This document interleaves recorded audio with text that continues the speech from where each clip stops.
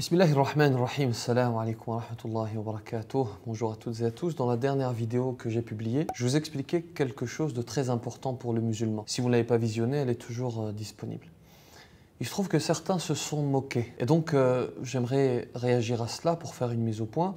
Et je vous demande de rester jusqu'à la fin parce que je vais vous rapporter un récit qui va très certainement vous surprendre. Avant cela, petit rappel de ce que j'ai dit. Je parlais de la prière et j'expliquais qu'il était capital pour le musulman lorsqu'il faisait la prière, et particulièrement la prière à voix basse, de bouger ses lèvres et de ne pas réciter simplement en son fort intérieur. Par exemple, je fais la prière de Dhuhr, je ne peux pas réciter ainsi. Là, je ne récite pas, je suis en train d'imaginer. Je dois absolument bouger les lèvres, comme cela. Parce que sinon, si je ne bouge pas mes lèvres, ce n'est pas de la récitation, c'est de l'imagination. Très bien. J'ai oublié de préciser une chose, ça c'est quand je suis seul. Quand je suis tout seul, c'est comme cela que je fais. Maintenant, quand je suis derrière l'imam, qu'est-ce que je dois faire? Eh bien, il y a divergence à ce propos, et je vais vous résumer cette divergence ainsi. Quand vous êtes derrière l'imam et qu'il s'agit d'une prière à voix basse, il récite et vous récitez. Vous récitez également en bougeant vos lèvres. Quand vous êtes derrière l'imam et qu'il s'agit d'une prière à voix haute, il récite et vous écoutez. Parfait. Passons maintenant aux moqueries. Il s'est trouvé en fait des gens pour dire votre histoire de bouger les lèvres ou la langue, ça n'a aucun intérêt. Ça c'est un détail, Allah sait ce qu'il y a dans nos cœurs, les gens sont sur la lune et nous on parle de bouger les lèvres.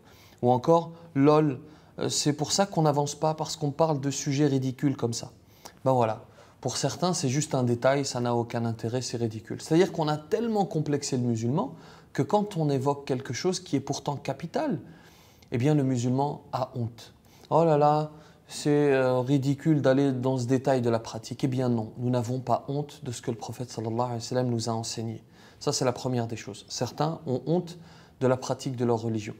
La deuxième des choses, c'est une nouvelle tendance qui arrive petit à petit, remettre en cause la forme, remettre en cause la pratique, la forme de la pratique, sous prétexte que c'est le fond qui est le plus important. Oh, pas besoin de pratiquer, pas besoin, Allah sait ce qu'il y a dans mon cœur, je suis quelqu'un de bien, Allah sait ce qu'il y a dans mon cœur. Pas besoin d'apprendre le Coran, c'est la compréhension du Coran qui est plus importante. Et d'ailleurs, souvent, ce sont des gens qui n'ont pas appris le Coran et qui disent ça pour se donner bonne conscience. Donc, pour justifier le fait que tu ne veuilles pas faire d'efforts pour Allah, tu insistes sur le fait que le fond est le plus important. Ça s'appelle en rhétorique un faux dilemme. Parce qu'en fait, il n'y a pas d'incompatibilité. On peut tout à fait faire des efforts sur la forme et sur le fond. Vous savez, je vais vous raconter une histoire, ce dont je vous parlais dans le début de la vidéo. Je vais vous raconter un récit pour terminer, qui va peut-être vous interpeller, voire vous choquer. C'est un cheikh qui raconte cela, qui est encore en vie d'ailleurs. Il raconte l'histoire, il dit « J'étais en train de faire un prêche il y a quelques années, donc je fais le prêche, et donc le cheikh fait le prêche et il rapporte une parole du prophète sallallahu alayhi wa sallam très connue dans laquelle le prophète sallallahu alayhi wa sallam dit que lorsqu'un homme et une femme sont seuls, lorsqu'ils sont seuls dans une pièce, le troisième c'est Shaitan.